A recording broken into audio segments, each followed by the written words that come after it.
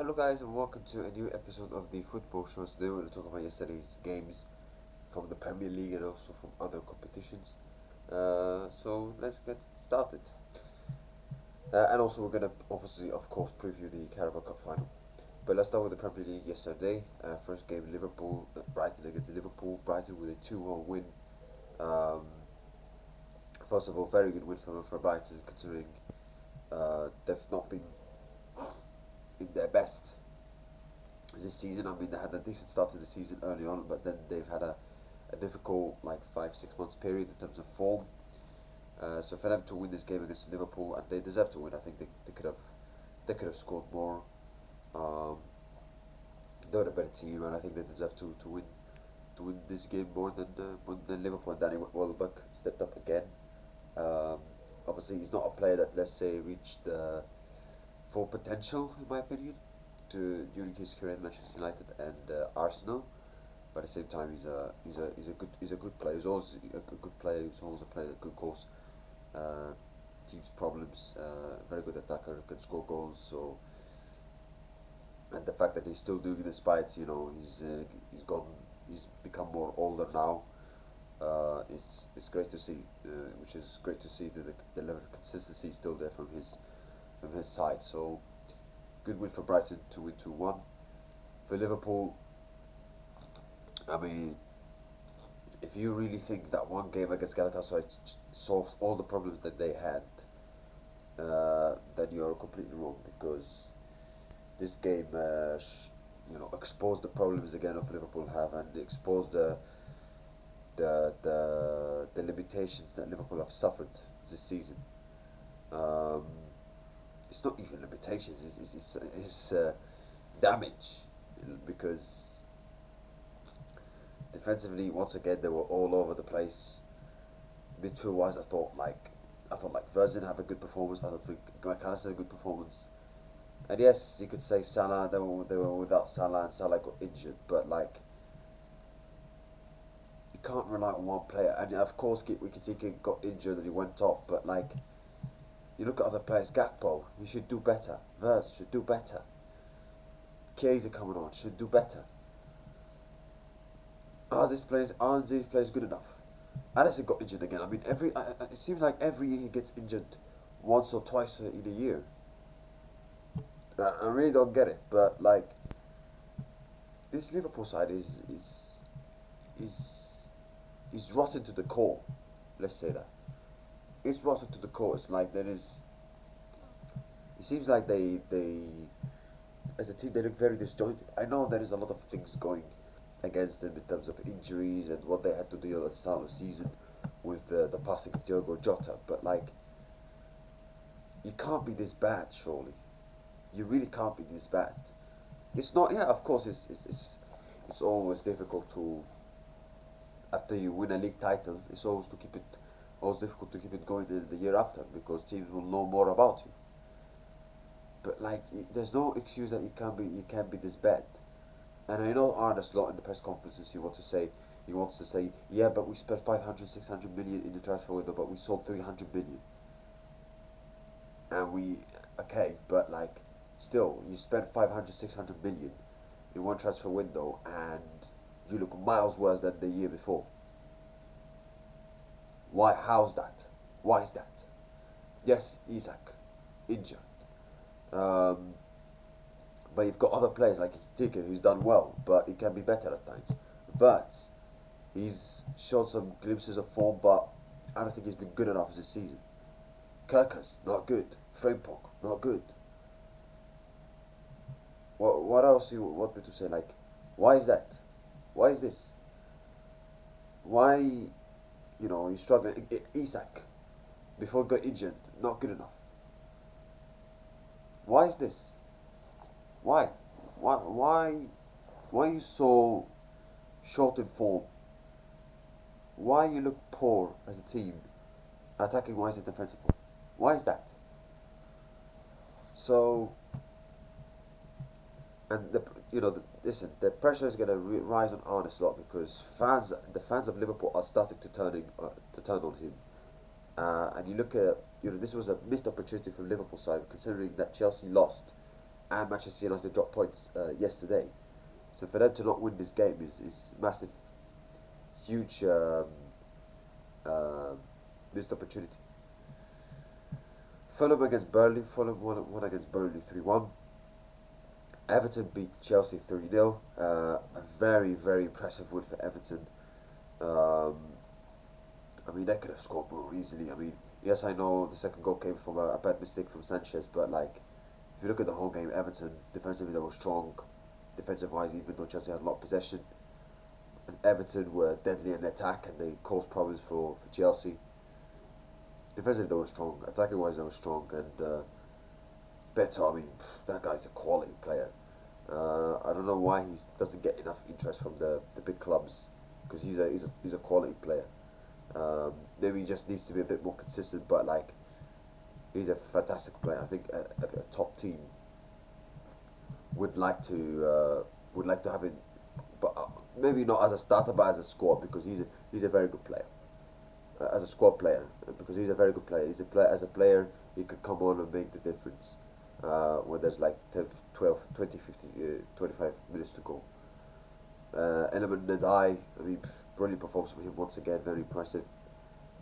And yeah, very good win for Everton. I mean, defensively they were very strong, and at home Everton this season mostly haven't had the best results, but this one that was a brilliant performance and a brilliant result for them. So David Moyes and his players should be delighted, and now they are closer to the European places.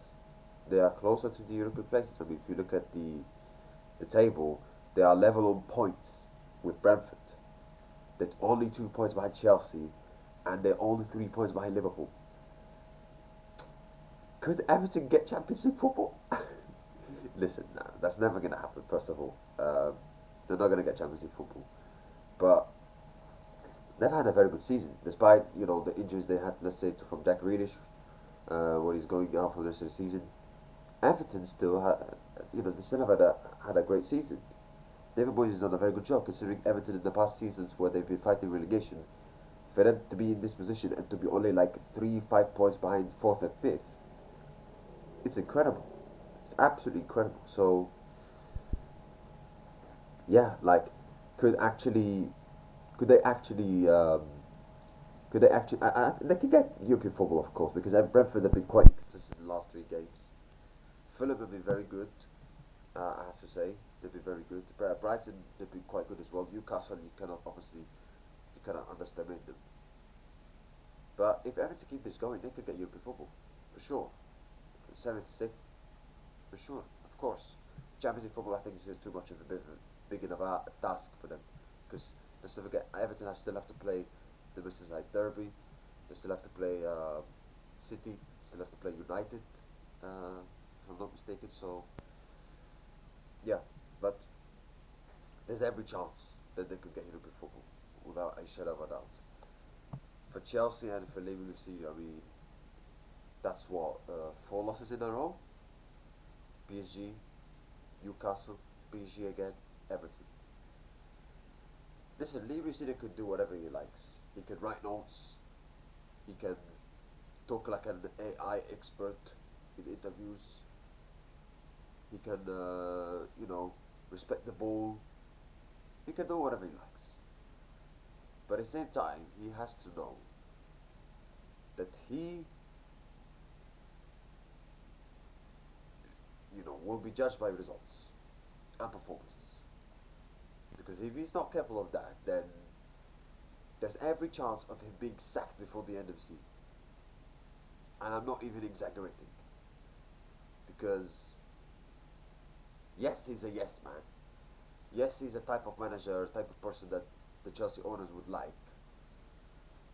Just that's why they had a fallout with Maresca, because they couldn't stand him and they couldn't stand with Pochettino. But at the same time, like, even those owners would sack him, because the guy, since he came to Chelsea, what has he done? What has he improved? Can someone tell me? Nothing's improved. It's actually got worse.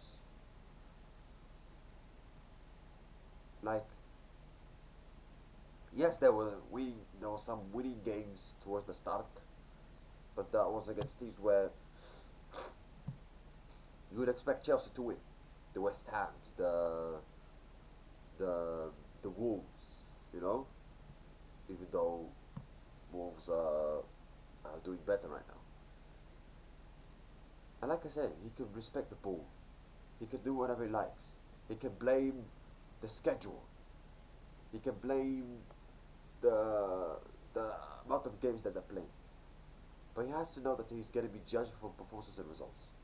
Because if he doesn't get the results and get the performances, he's going to get the sack. Like you look at the 8 remaining games of Chelsea, it doesn't get easier at all. They got FA Cup Vale, but then after that they still have to. They might have to play Liverpool. They might have to play City. They might have to play Arsenal. Who knows?